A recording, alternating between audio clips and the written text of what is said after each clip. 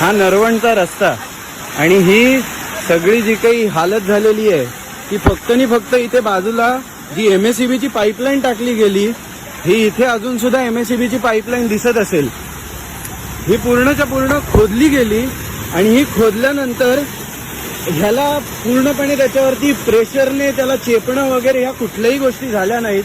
हे न झाल्यामुळे आणि त्या झाल्या नसताना सुद्धा इथून जो गटार होता तो परत पूर्णपणे ओपन करणं गरजेचं होतं. ते न केल्यामुळे हे पूर्णपणे झालेलं आहे. हा रस्ता आहे ह्याच्या खाली, हे तुम्हाला दिसत नसेल पण ह्याच्या खाली रस्ता आहे. या काकी चालत जात आहेत ते.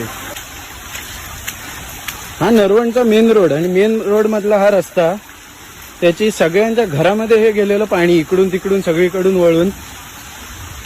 ही नरवणची बाजारपेठ, सगळ्या बाजारपेठेमध्ये इकडून तिकडून सगळीकडून पाणी भरलेलं आहे.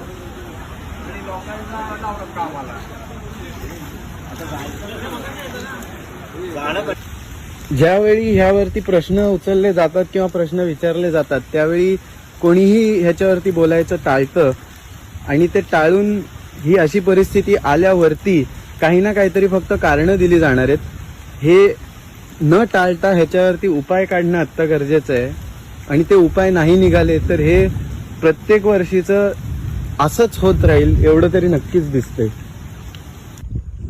पावसाच्या अगोदर त्याचं नियंत्रण जे करावं लागतं की जे काही रस्त्याच्या खालच्या मोऱ्या आहेत त्या बरोबर आहेत का, पाऊस आला इकडून तर कसा येईल. आता पाऊस आपला वाढतोय, जे काही क्लायमेट चेंज आपण म्हणतोय त्याच्यामुळे जास्ती पाऊस होणार आहे हा पण एक विचार आहे.